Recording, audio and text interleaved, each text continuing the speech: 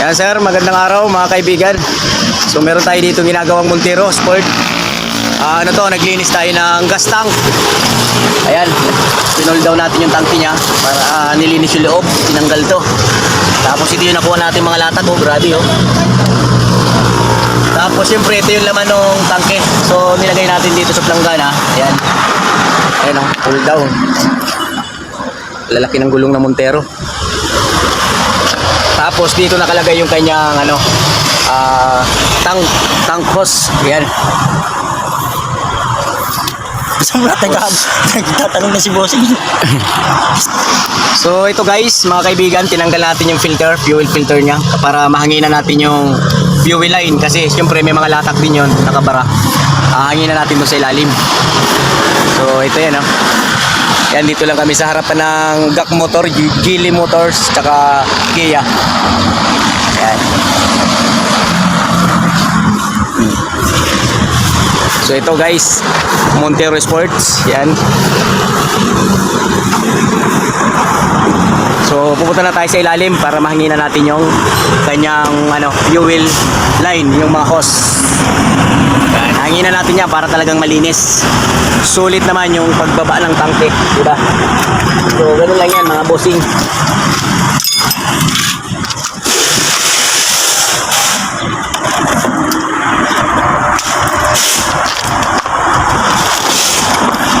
So ito yung tangke niya, ito yung filter. Ayan, kinalas din natin para malinis. So dito tayo sa ilalim. So ito guys, ayan nasa harapan lang kami ng Geely Motor. Yan, naulit ko. GAC Motors. So dito tayo sa ilalim ng Montero Sport. So dito nakalagay mga kaibigan yung tangke. Yan. So dito nakakabit yun. Ayan yung tangke. Yung tangke na yan. Ngayon, yung fuel hose niya ito. Ditong dalawang to. Return tsaka yung yung pabalik at saka yung papunta doon sa fuel filter. Ito yun. Ngayon, sasalpakan natin dito ng hangin. Pero dapat, bago tayo maghangin mga kaibigan ng fuel hose, tanggalin nyo lang muna yung filter kasi yun yung karugtong dito. So pag di nyo tinanggal, papasok din sa filter. So hanginan na natin. So ito mga boss, hanginan natin.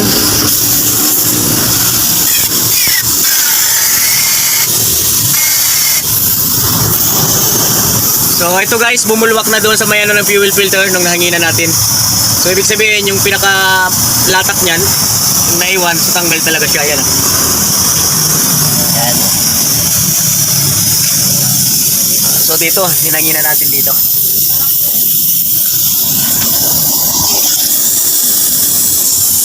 So Montero to Montero yung pinalinis sa atin.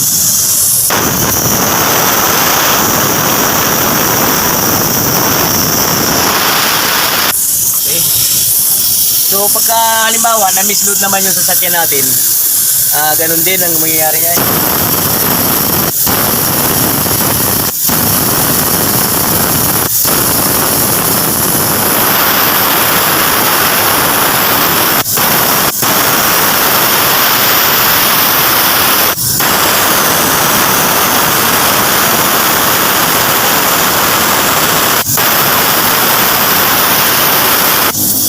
Okay. So, ganun lang kadali mga boss.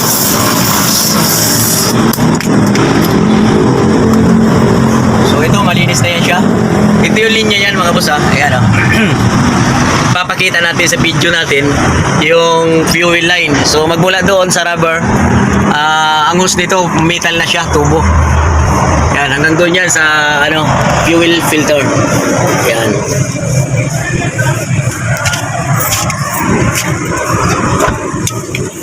Ayan, ang fuel line. Tapos dulo-dulo niyan, yun na yung hose na rubber. Okay. So ito, yung tangke. Ibabalik na natin yung gas tank niya.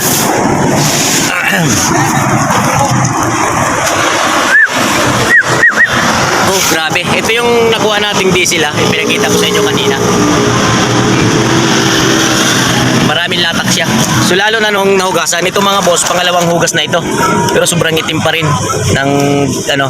Ito already itong pinangbalaw natin kasi pag diesel hindi maubos yung libag, hindi makukuha libag ng diesel. Kailangan already yung ipang hugas natin. Ayan o, kita nyo? Yan, dumi yan. So, hindi ko napakita sa inyo yung unang hugas nito kanina. Kasi ano tayo eh, busy tayo sa paggagawa. So, tayo lang din na nagbibideo nito. So, okay. Ayan, Montero Sport. So, balik na natin ang tangke. Punta na tayo sa ilalim. So, ito na guys yung ano, tangke. Pinoporma na natin. Ayan, para masalpak na natin dito.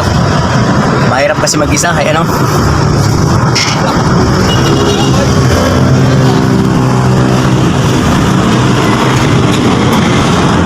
Eh, si brother ano, Roberto ayos ay pagpugi-pugi pa. So ito ililinis natin to kasi titingnan natin yung ano. Pag mula kasi ano, video. Inilawan ko eh. Ano? Pang YouTube yan. Dagdagan mo yan. Sige, kahit hirap na hirap, video pa rin. So ito guys, ilalagay na natin yung clamp ng fuel hose. Yan. Okay, kapag na naman. Ang fuel line. Okay, kapag na. So ito guys, sakit na lang ng ano to, power ng floater. Yun. So talagang mahirap guys at hindi pa tayo kumuha ng cameraman. Mahal. Bayad. Solo. Konting tiis na lang. So ito mga kaibigan, yung tornilyo nito 14 si Montero. Wala siyang sinturon. Ayan, ganyan lang. Pero dapat siguraduhin nyo na walang maiipit na hose sa ilalim pag binalik na yung tangke. Sige, kahit hirap na hirap. Yung isang tornilyo. Wala na. Saan yung isang tornilyo? So ayan mga kaibigan, pupunasan na natin yung tangke niya kasi merong ano, bakas ng diesel. Ayan o. So ayan, naikabit na natin siya. So ikbit na lang. Ayan. So kailangan siguraduhin nyo na walang maipit yan na mga wire or hose pag nilagay nyo na yung tangke. Ayan. Okay. Yes na. Ayan, naikabit na natin.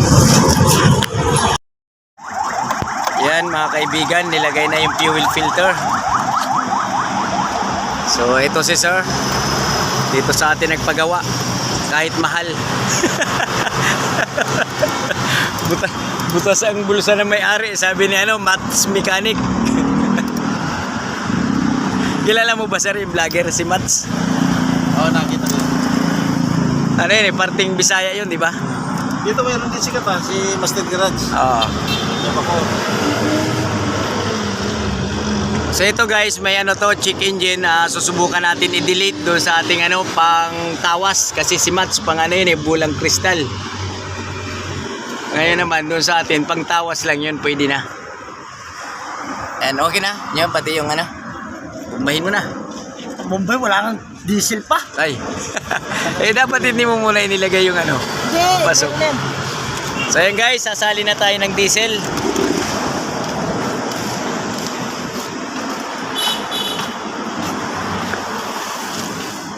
Mano-manong salin lang tayo kasi nasa container. Eto. Dala-dala na ni boss yung container na may lamang diesel.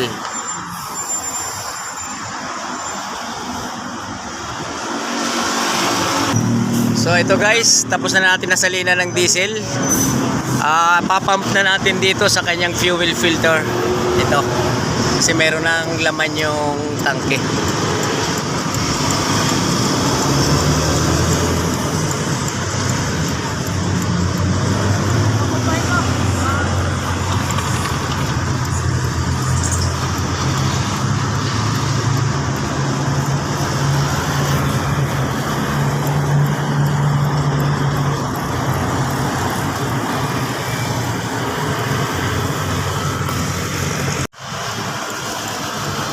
muna, sir. Nyo, pambukas nga nyo sa ano dito, kabila. Sandali, sir, ha. Huwag muna. Pupunuin muna natin. Oh, ito guys, punuin muna natin yung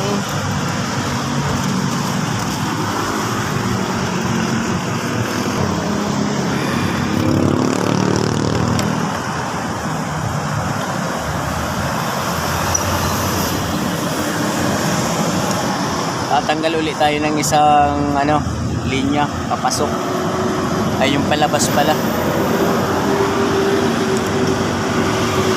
So, kukuha muna tayo ng ating mahiwagang scanner.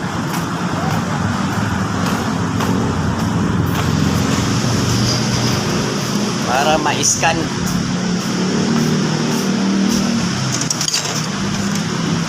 Ito guys, yung ating pangtawas.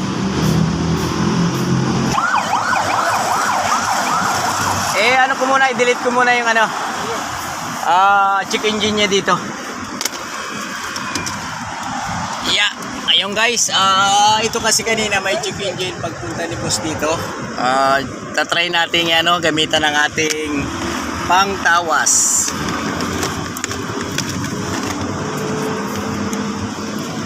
Yun, umilaw.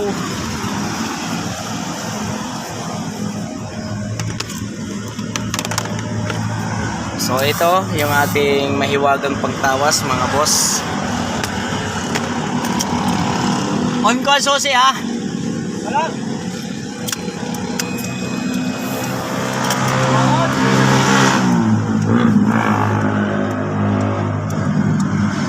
Enter natin. Trouble goods.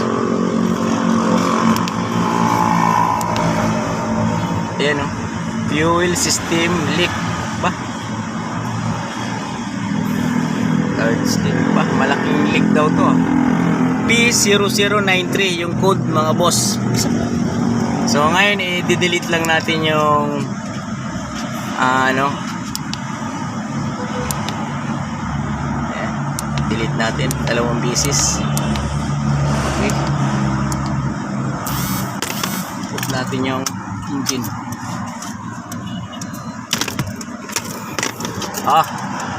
Bumbahin mo na dun. So subukan natin kung aandar na siya. Nawala ng check engine.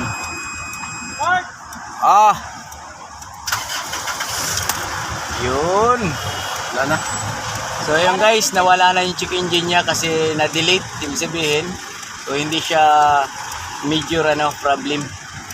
So minor problem lang ito. So nagkaroon lang ng latak yung tangke. Nyo, kuha ka ng tubig na may bula-bulang kaunti. Buhusan mo dyan. Bula-bula. Bula-bula. Sabon-sabon ba?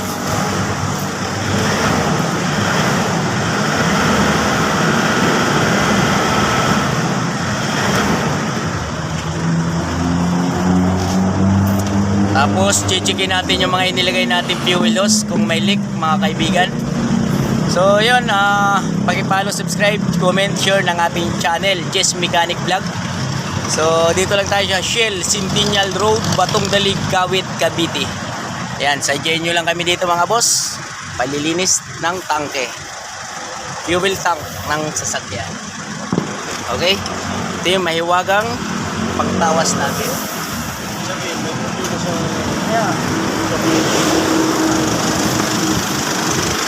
So ito guys, umaandar na. Sadyang umaandar naman talaga ito pupunta dito kanina eh. Mahirap na pagka hindi umandar to. Ngayong nagawa na hindi umandar, di ba? Okay. So ayan, dito tayo sa harapan ng Gili at saka Gak Motor. Ayan.